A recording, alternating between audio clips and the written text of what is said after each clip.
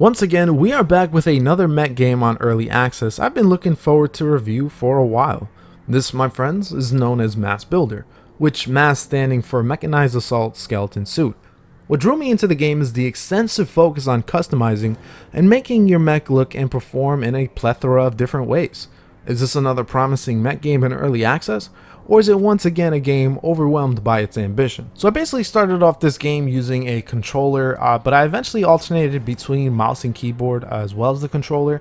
The controller I used mainly for when I was in missions, and the mouse and keyboard with navigating menus, especially for the customization, which we will get into very shortly. So I was basically greeted with an opening cutscene, and I entered the name of my mercenary company.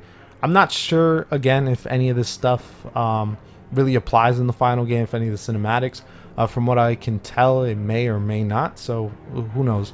And right away I jumped into the customization, and honestly I'm just absolutely freaking blown away by all the different parts and what you can play with. I mean, it's not only, oh, you can just customize the legs and the arms and the torso and the helmet. No, you customize like the elbow joint, the ankle like piece.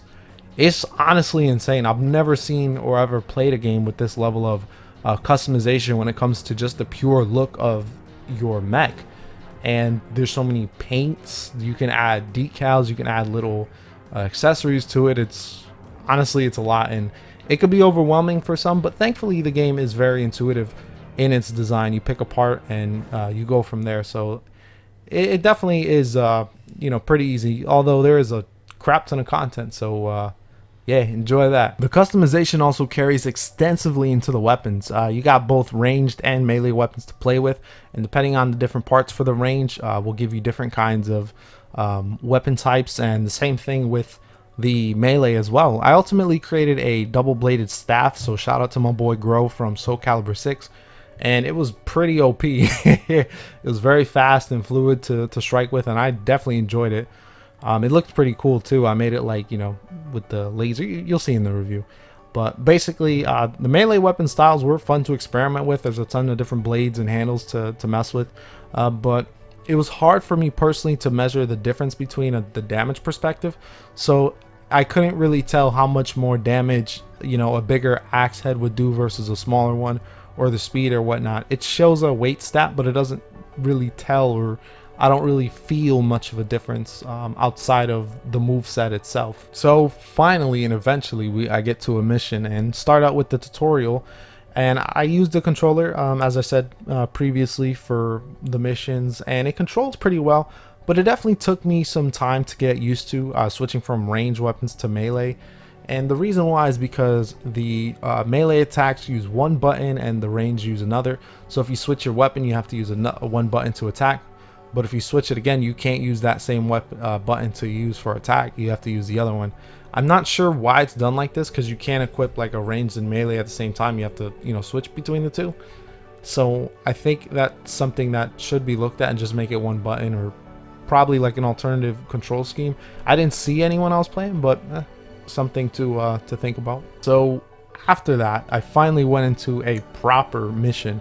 And it mainly consists of just defeating a bunch of weaker enemies and working your way up to a main boss at the end. Not every mission is like that, but most will follow this formula, and for the most part it works well. Some do deviate, as I said, like some will just have like switches or securing items, and beating missions is important for getting parts and credits. And overall, like I said, these missions are done well, but nothing too crazy or memorable here. So the parts that you put on your mech for the helmet and all that stuff, they do have an effect, but the main effect will come from tuning, and this is done by developing different nodes to attach to the mech, and it takes credits and materials that you earn in the missions in order to develop these. And there's different paths to go. Some will increase your speed, some are more focused on armor, or others focused on shield, some are focused more on attack buffs, so on and so forth. And there's also a bunch of passives that you can attach as well.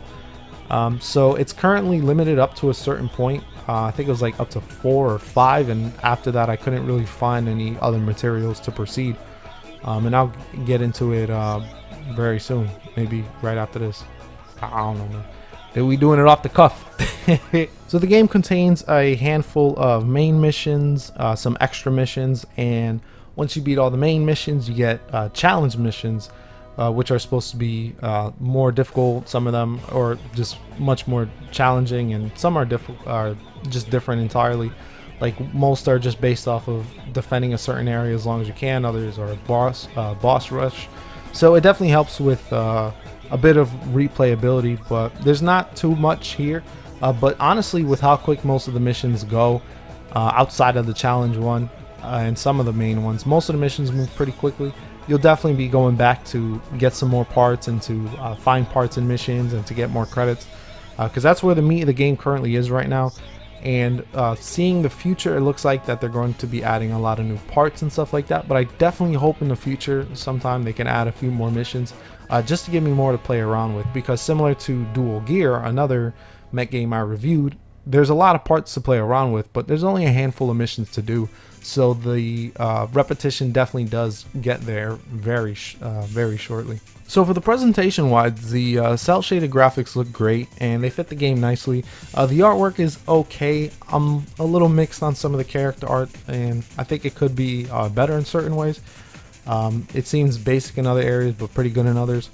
The game runs smooth, but it does have its occasional hiccups, mainly with enemy spawn-ins. The game will slow down for a little bit and then go to 0 frames and then back to its standard frame rate. And the audio itself has some pretty good music, but the sound effects lack any sort of impact, at least any good impact.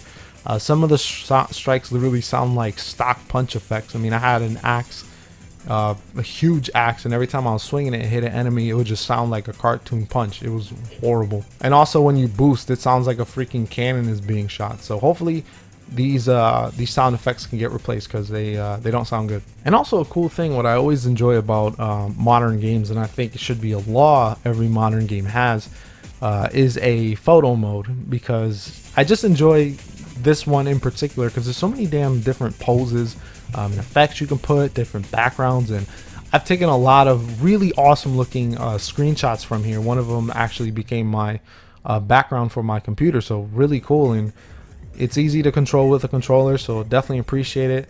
And it makes the process of getting good YouTube thumbnails easy, and it looks professional. So yeah, more photo modes in video games going forward. It's by law. So overall, I definitely recommend it.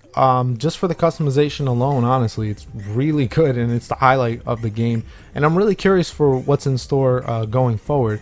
The combat and the missions are enjoyable, but it definitely does lack in terms of missions. Like I said, you'll get through this pretty quickly in a few hours if you just want to like bum rush through the missions. But if you want to take your time, build your mech, and really get into the intricacies, this game is going to be 100% worth it, especially going forward. It does look like we still have a long way to go looking at the development. It doesn't look like the game's going to get released next year, or this year I should say, anytime soon, and probably not even the year after, so it'd be a long wait. So if you want to wait closer to the release, then you'll probably be waiting a long time. But if you feel like what I've shown you here is good enough, and what the customization really intrigues you, definitely jump in and have a good time. We'd really love to see the creations you guys come up with, and any screenshots you take. We'd definitely love to see it in the photos. So anyways, hope you guys enjoyed this video. As always, please like, share, and subscribe. And this is Powerhouse signing off.